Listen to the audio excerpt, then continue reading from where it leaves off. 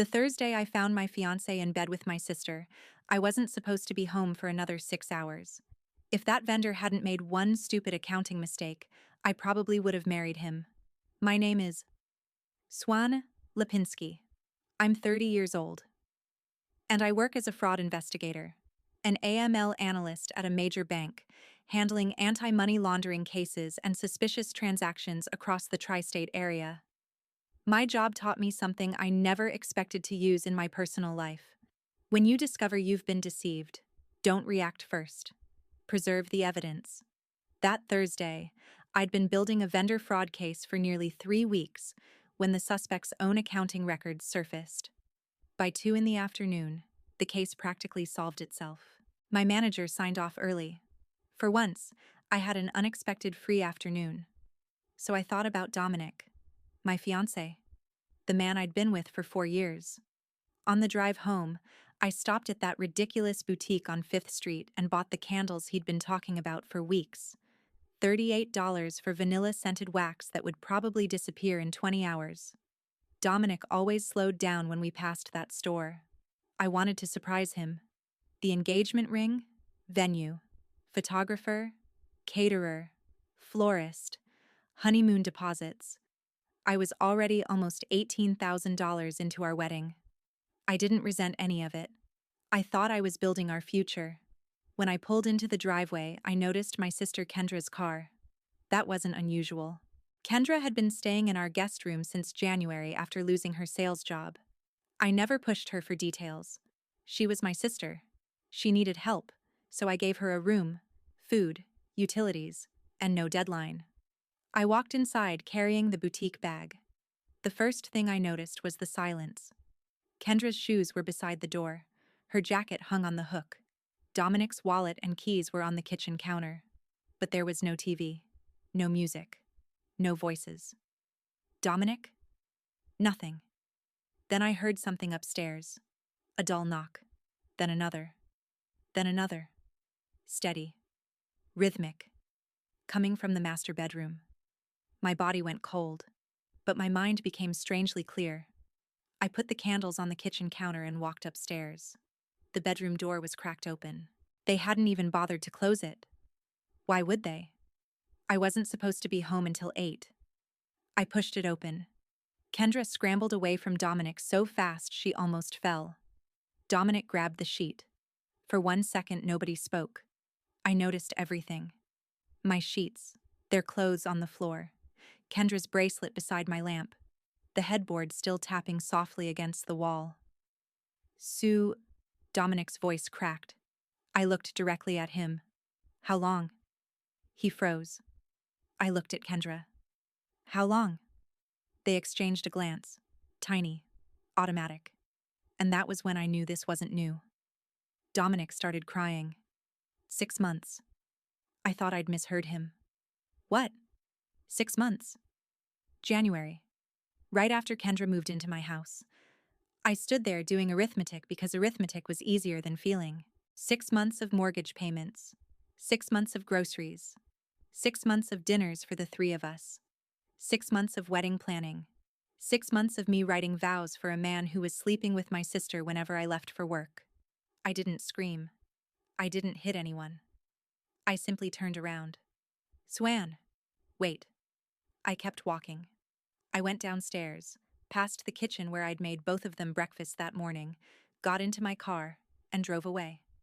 I ended up behind the public library. My phone started vibrating almost immediately. Dominic. Kendra. Dominic again. Then Mom.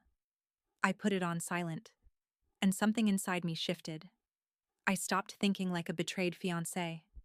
I started thinking like an investigator. First, money. Dominic and I had 3 joint accounts totaling $23,147. I transferred exactly half, $11,923.50, not 1 cent more. Then I took screenshots. Next came our shared cloud account. Dominic's notes were sitting right there. One immediately caught my attention. K. January 14th. Finally happened. Felt wrong but also right. S doesn't suspect anything. January 28th. Need to be more careful. S almost came home early. February 12th. Told Kay I love her. She said it back. Then March 22nd. Kay says we should tell S eventually. Not yet. Not until after the wedding. I stared at those words. After the wedding. They were going to let me marry him first. I screenshot everything. Their emails told the same story. Miss you. Tonight was perfect. Can't wait until Swan leaves. Be careful. By 7 that evening, I had 43 missed calls, 16 voicemails, and 81 text messages. I answered none. I checked into a Holiday Inn Express beside the highway and paid for a week. The room smelled like industrial cleaner and stale air. But the door locked. And nobody knew where I was. Sunday afternoon, Mom called from Cassidy's phone.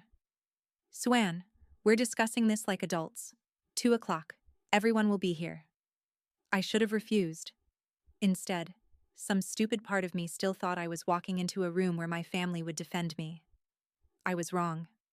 Kendra and Dominic were sitting together on the couch. Cassidy sat across from them. Mom was in her armchair. And directly opposite everyone was one dining chair. For me. Like I was on trial. Sit down, sweetheart, Mom said. I'll stand. Dominic immediately started crying. Swan, I'm so sorry. We never meant for this to happen. Kendra took his hand. We tried to fight it. You tried to fight it for 6 months? We're in love, Kendra said. In my house. Swan. In my bed. Cassidy sighed. Can we not make this uglier than it already is? I turned toward her. I'm making it ugly? Mom stood and touched my arm. Honey, I know you're hurt, but Kendra is your sister. Blood family forgives. Something inside me went completely still. And if Dominic and Kendra genuinely love each other, Mom continued, maybe it's better this happened before you made a mistake you couldn't undo. I stared at her. You're taking their side. There aren't sides. There are when one side spends 6 months sleeping together behind the other one's back. Dominic's expression hardened. Maybe the ring was a mistake. I looked at him. He continued. Maybe everything happened too fast. And honestly, Swan, you're always working. Maybe if you'd paid more attention. There it was. My fault. I'd worked to pay for the wedding. Worked toward the house. Worked to build the future he claimed he wanted. And somehow I was now responsible for not watching him closely enough to stop him from sleeping with my sister. I looked around that room one final time. Then I understood something. I hadn't lost my family when I opened that bedroom door. I was losing them right now. Because this was the moment they were choosing. Here's what's going to happen, I said. Mom's face changed. I'm walking out that door. You're all going to live with the choices you made today. What does that mean? She asked. It means consequences. Kendra stood. Swan, don't do something stupid. I almost smiled. I've been doing something stupid for years. She frowned. Trusting you. I left. Monday morning, I froze my credit. Opened new accounts. Changed every password. Removed Dominic from everything I legally could. Tuesday, I called a realtor. Wednesday, I changed the locks and mailed Kendra a formal 30-day eviction notice. Then I canceled the wedding. $8,400 in deposits disappeared. I considered it tuition. Wednesday night, Dominic showed up and discovered his key didn't work. Thursday, the house went on the market. That afternoon, Kendra intercepted me outside. Swan, please. She blocked the path to my car. We need to talk. No. 5 minutes. No. We're sisters. That almost made me laugh. Then I noticed her hands. They were shaking. She wasn't sorry. She was scared. What did Dominic tell you? Her face changed. What? About the wedding cancellation? She went pale. There it was. Kendra, whatever you're worried I'm going to do. I stepped around her. I've already done it. What does that mean? The email goes out Saturday. Her mouth opened. Swan. 9 a.m. To who? I opened my car door. All 187 guests. You can't do that. Now there was real panic in her voice. You'll destroy us. I looked at my sister. The woman I'd given a home when she had nowhere else to go. No, Kendra. I got into my car. You already did that. Then I drove away. The email was scheduled. Saturday, 9 a.m. And for the first time since I'd opened that bedroom door, I wasn't wondering what my family would do to me. I was wondering what they'd do when everyone else learned the truth. The email went out Saturday morning at exactly 9 a.m. I had scheduled it from my hotel room the night before. Subject: wedding cancellation. Swan and Dominic. 4 paragraphs. No insults. No threats. No exaggeration. Just the truth. The wedding was canceled because my fiancé had been having a 6-month affair with my sister while she lived in my house. 30 minutes later, I sent a separate email to the wedding party. I added one line. If you have questions about refunds or arrangements, please contact Dominic or Kendra directly. Then I turned off my phone and drove. When I switched it back on 3 hours later, I had 94 unread texts and 67 missed calls. Mom's voicemail stood out. Swan, what have you done? Everyone is calling me. Do you understand how humiliating this is for Kendra? Not one word about what they'd done to me. I saved it. Within days, consequences started appearing. Dominic worked as a dental hygienist at a local practice. Nobody fired him, but word traveled. Eventually, he was transferred to a satellite location 45 minutes away with reduced hours. 3 weeks later, he quit. Kendra had recently landed another dealership sales job. But sales depended on reputation. Customers began requesting other salespeople. Referrals dried up. Her numbers collapsed. By fall, she was unemployed again. My family blamed me, but I hadn't contacted their employers. I hadn't called customers. I told the truth once. Everything afterward was gravity. The house sold 11 days after I listed it. A young couple offered $8,000 under asking in cash and promised a quick closing. I accepted immediately. I wanted freedom more than money. Before leaving, I filed 2 small claims cases, one against Kendra for 6 months of living expenses and utilities, the other against Dominic for his documented share of wedding expenses. $40,200. Receipts, contracts, bank statements, everything organized. Dominic was served at the dental office. Kendra got hers at the dealership. Both called. I blocked them. Then I remembered something my boss had offered me 9 months earlier. Portland. A better position, better money, more responsibility. I'd rejected it because Dominic didn't want to leave his family. I called my boss. Is Portland still available? Not exactly. The position's bigger now. Regional Operations Coordinator. When do they need someone? 2 weeks ago. I'll be there in 3. Before I could leave, relatives started appearing. My aunt came to the hotel. Then a cousin. Then family friends I barely remembered. Family forgives. Blood is thicker than water. Kendra is suffering. You need to let this go. Nobody said I was suffering. So I drafted a cease and desist letter, documented every unwanted contact, and mailed it certified to Mom. At the bottom, further unwanted contact may result in a restraining order request. The calls stopped. The move nearly emptied my savings. U-Haul, gas, security deposit, a tiny studio apartment. By the time I had a mattress and basic kitchen supplies, I had about $1,100 left. But Portland gave me something money couldn't. Nobody knew me. Nobody whispered about the wedding. Nobody asked about Dominic or Kendra. I was just Swan. I threw myself into work. 8 months later, I was promoted to operations manager with a 15% raise. 13 months after arriving, I went to a coworker's birthday party. That's where I met Matthew Mercer. Matt was a veterinary technician with a quiet laugh and a way of actually listening when I spoke. We talked for 3 hours. On our first real date at a Thai restaurant, he finally asked, "So why Portland?" I could have lied. Fresh start, career growth.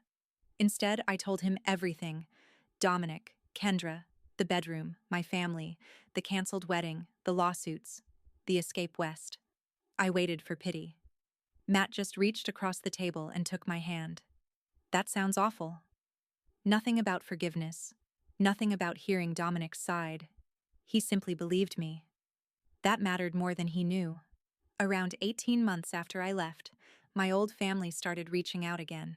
Distant cousins, old classmates, people I hadn't spoken to in years. Your mom misses you. Kendra is struggling. Isn't it time to move on? Then my uncle texted. Your mom has early-stage breast cancer. Stage 1. Treatable, but she's asking for you. I sat with that message for 3 days. Then I replied, tell mom I hope her treatment goes well. I'm not coming back. Her treatment went fine. I knew because Cassidy posted photos online before I blocked her too. 20 months after I left, Dominic found my new email. He told me he and Kendra had broken up 8 months earlier. He called the affair the biggest mistake of his life. I threw away the best thing I ever had. I read it twice, then blocked him. 2 months later, things changed. A coworker told me a man matching Dominic's description had been asking questions about me downtown, where I worked, where I lived, whether I was seeing anyone. I alerted apartment security and changed my routines.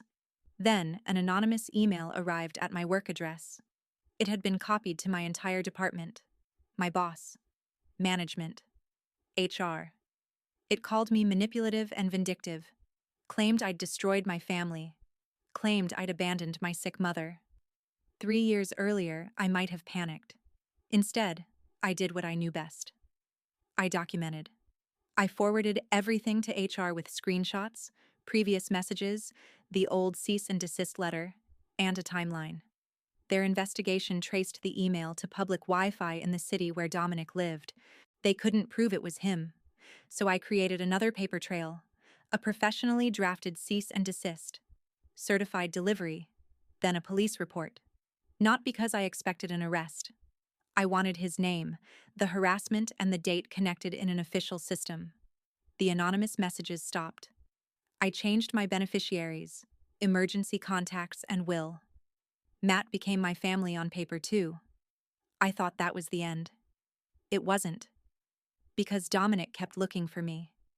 And eventually, he made one mistake far worse than an anonymous email. He used access connected directly to his profession, access that recorded every search, every date, every click. This time, I wouldn't have to prove anything. Dominic had created the evidence himself. 3 years after I left, my old life barely felt real anymore. Matt and I had been married for 6 months. Small ceremony, no elaborate venue, no giant guest list. Just his family, our friends, and people who had actually earned the right to stand beside us. Our daughter Lily was 3 months old. She had Matt's eyes and apparently my refusal to follow anyone else's schedule. Professionally, I'd been promoted twice. Regional operations director now. 14 people reported to me. Matt and I had bought a house in a quiet Portland neighborhood, and for the first time in years, my life felt stable. Then Dominic made the mistake I'd been waiting without realizing I was waiting for. It happened over Thanksgiving dinner with Matt's family. His uncle worked closely with the state healthcare licensing system. Halfway through dinner, he mentioned an investigation involving a healthcare worker who had repeatedly accessed protected medical information without authorization. The searches were all connected to one person, he said, someone who moved to Oregon. My fork stopped halfway to my mouth. What was the employee's name?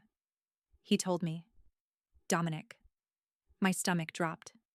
Apparently, Dominic had been using his professional credentials to search for information connected to me. Address, employer, insurance information, anything available through the system he had access to. The problem for him was simple. Every search created an audit trail. Dates, times, credentials. There was no clinical reason for him to access my information, no treatment relationship, no legitimate purpose, just curiosity or obsession. What happens now? I asked. Matt's uncle shrugged. Suspension while they investigate. If they determine it was intentional misuse for personal reasons, he could lose his professional credentials. I didn't celebrate. I didn't call Dominic. I didn't contact his employer. I didn't need to. 2 years earlier, I'd already filed a police report. I had cease and desist letters, Screenshots, emails, dates, a documented pattern of unwanted contact. So when an investigator eventually requested background information, I opened the folder on my computer. Everything was there, organized chronologically. I forwarded what was relevant. That was it. Dominic had spent years accusing me of destroying his life. This time, I hadn't done anything. He'd created the evidence himself. 3 weeks later, my phone rang from an unknown number. I answered without thinking. Swan. Mom. I almost hung up. How did you get this number? Your cousin gave it to me. He didn't understand. I closed my eyes. What do you want? Her voice sounded different. Older. Tired. Kendra's falling apart. Of course. She's lost another job. She can't keep a relationship. Dominic is blaming her for everything that's happened with his career. They're both spiraling. I said nothing. And I know you don't owe us anything, Mom continued. But she's still your sister. She had a sister. Silence. She had me when she needed somewhere to live. I gave her a home. She chose to sleep with my fiancé in it. Mom's voice cracked. We were wrong. That stopped me. All of us, she continued. That meeting. The things we said. Cassidy. Me. We treated you like you were the problem. You told me I was dramatic. I know. You told me to forgive her. I know. You chose her. A long silence. I was wrong. Yeah. Neither of us spoke for several seconds. 3 years earlier, those words would have meant everything to me. Now they changed nothing. I'm not coming back, I said. I understand. I'm not helping Kendra. I'm not rescuing Dominic from consequences he created. I have a family now. My eyes moved toward the living room. Matt was holding Lily against his chest while she slept. A husband who chooses me every day. A daughter who needs me. Friends who showed up without asking me to pretend nothing happened. Mom whispered, I miss you. That hurt more than I expected. I know. I miss you every day. I know, Mom. But missing someone doesn't undo what you did when you had them. Take care of yourself. I ended the call. Matt looked over when I walked into the room. Your mother? I nodded. You okay? Lily woke and reached toward me with tiny fingers. I took her from him. Yeah. And for once, I meant it. 4 months later, work sent me east for a leadership summit. I hated the idea of going back, but my attendance was required. On the final morning, I stopped at a coffee shop I used to visit years ago. Old habit. Big mistake. Kendra was there. I almost didn't recognize her. She looked heavier, exhausted, with dark circles under her eyes. But she recognized me immediately. Swan. I turned toward the door. She crossed the shop before I could leave. Please. Kendra. You look good. Thanks. She shifted nervously. I've been trying to reach you for years. I know. I just want you to know I'm sorry. I looked at her. Really looked at her. What I did was the worst thing I've ever done, she said. I live with it every day. Good.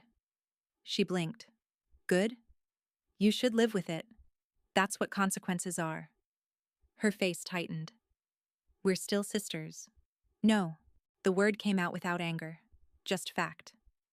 We were sisters.